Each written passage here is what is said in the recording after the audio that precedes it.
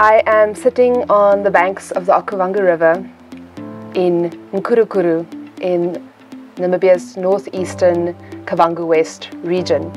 And on today's episode of our podcast series with NILALEG, we are chatting to Werner Mbongu of the Namibia Nature Foundation, and he is the project coordinator for the NILALEG Nkulivere landscape. Welcome, Werner. Thank you. So Werner, we are here in the beautiful Kavango West. It's an area that is lush and rich in natural resources, but also an area that is known for high levels of unemployment, poverty, and missed opportunities, if we can put it like that. Tell us a little bit about NILALEG as a project and how it is integrating itself into this landscape and working towards alleviating poverty and improving livelihoods. Thank you. As you said, my name is Werner Mbongu from Namibia Nature Foundation, and my task you have highlighted with them is basically coordination of NILALEG project activities in Nkulivere landscape. NILALEG has 5 landscapes in Kunene, Ohangwena and Zambezi, and here in Kavango West regions, and its main goal is basically to enhance livelihood. Poverty alleviation is one aspect, so our activities are geared to improve on the community's livelihoods, to support their existing livelihood activities. So we are capturing, looking at forest landscape, how they derive benefits from forest resources, how they derive benefits from agricultural activities, and how we could contribute to creation of income generation. Wonderful. And NILALEG here is focused, as I understand, mostly in the Mpungu constituency, and you have specific activities that NILALEG is funding and operating in this constituency. Can you tell us a little bit about those? Yes, there was a study conducted, and it found Nkulivere landscape that falls basically within Mpungu constituency to be kind of unique. It has unique characters. It did not have many formalized community structures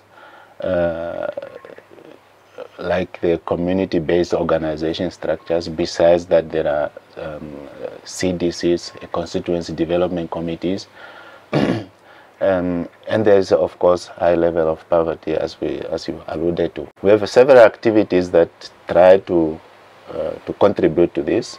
One of them is devil's claw harvesting.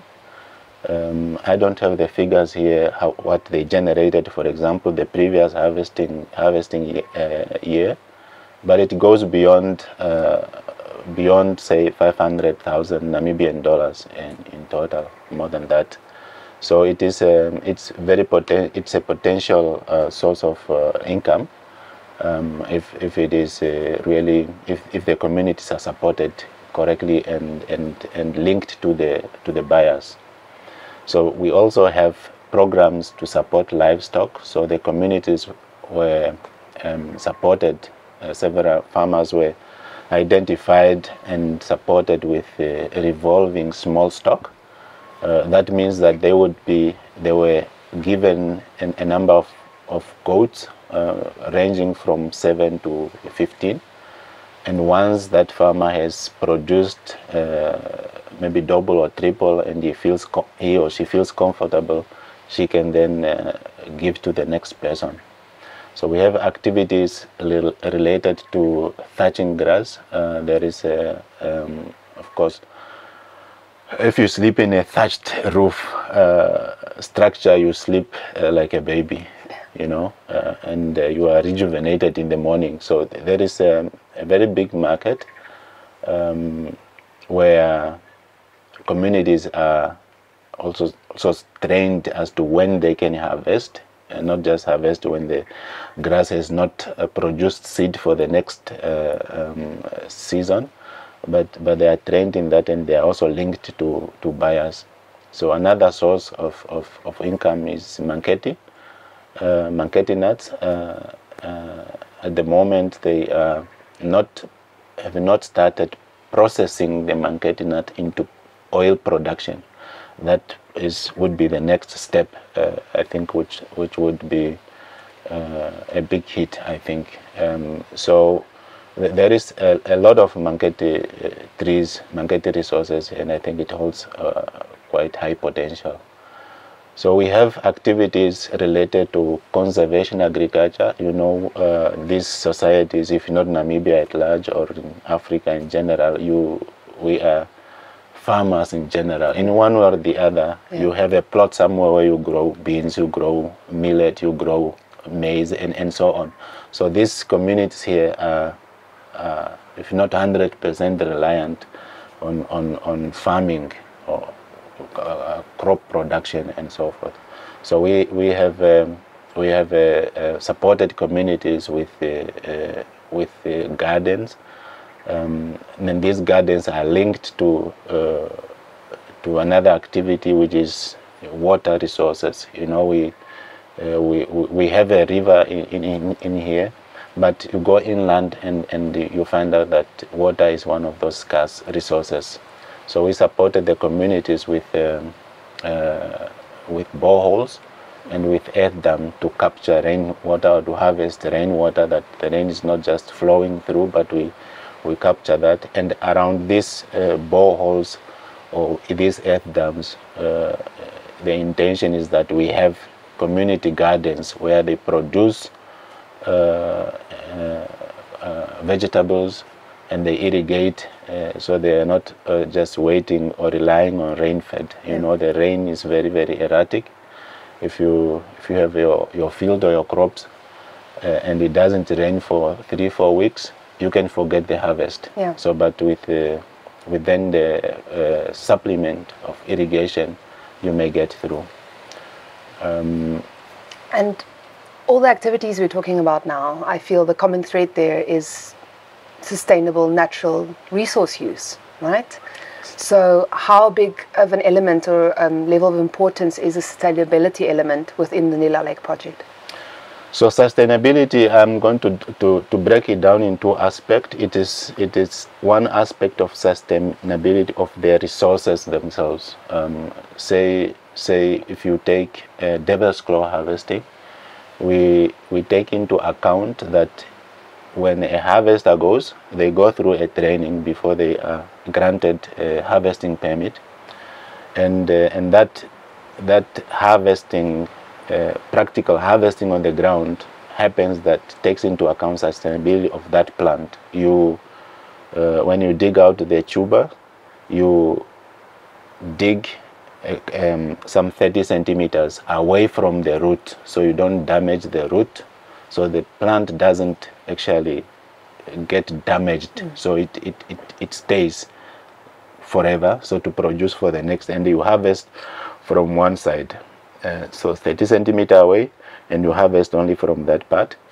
That means that year you harvest here, the following year you can harvest in the other side of the plant, also 30 centimeters, and this side it is recovering. On that basis, the resource itself, you have it, harvesting it on a sustainable basis.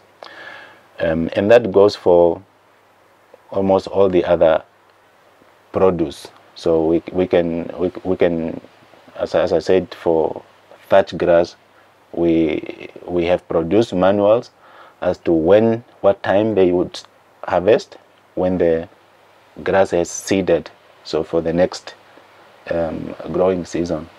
So and so on, also to the forest resources, tree resources, that we can talk about it in a minute. So that's one aspect. The next aspect is, how do we build this project beyond the financing of the NILALEG project? And for that part, we have what we call a multi-stakeholder coordination structure that is composed of other stakeholders, government, non-governmental organizations. So we have particularly a very good working relation with these members, ranging from the Directorate of Water Supply, the Directorates of Veterinary, Directorate of Forestry, the Regional Council, and so on. So these members guide the projects, what works, what they think are the needs of the communities, what would work best to the best interest or benefit of the community. Also taking into account beyond when NILALEG is not here anymore. Yeah, beyond the lifeline of the project itself. Yeah. So it's building capacity for the people here to take the project forward themselves afterwards. Yes, so next week, for instance, we have a workshop where these members are being trained or brainstorming to find means how to spot financing possibilities for projects to support these activities or other activities that are not supported by NILALEG, and that is the mechanism that we are building in, that they take ownership of the project. So when we have, for example, when we support with communities with livestock, we pull in people from DAPIs, from the Minister of Agriculture, that because they have the knowledge and they can take care, they can assist the communities with the best knowledge that they have.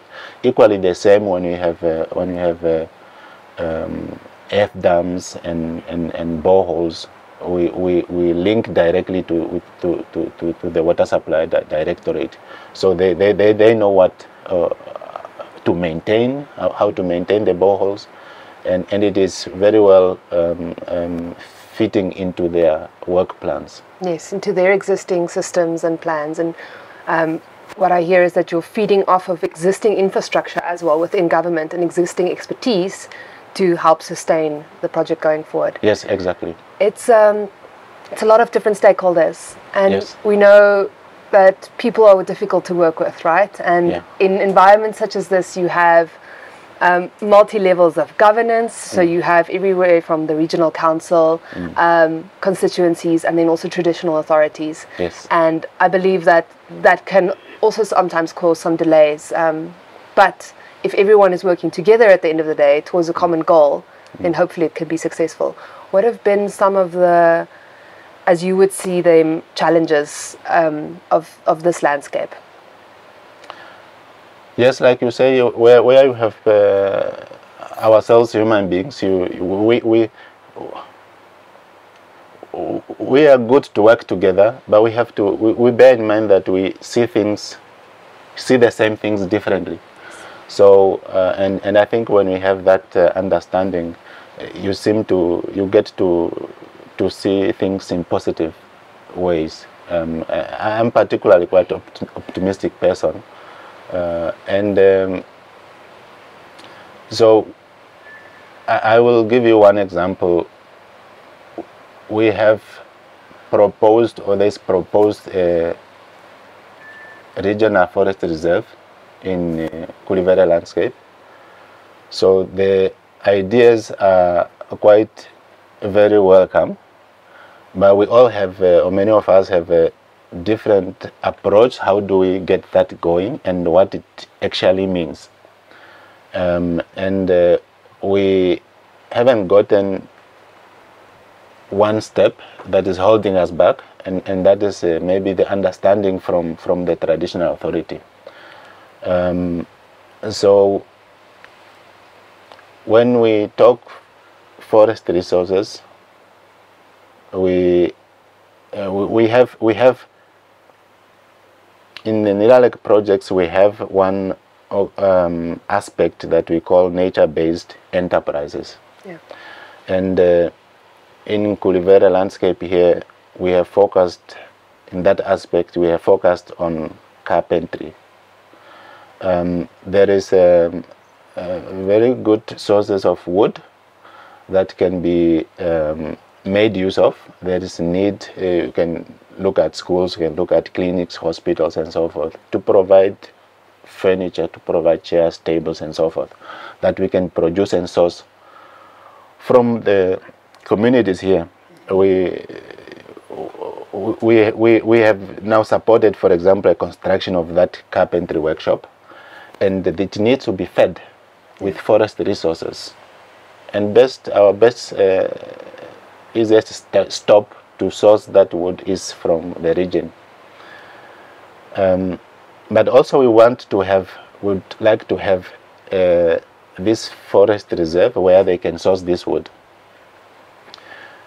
When you have this aspect from forestry experts and other experts, we are looking at forest resources. But when you take it further, because you need to get consent from traditional authority, from the land legislation, so you are not going to separate forest resources from land, because resources are on the land.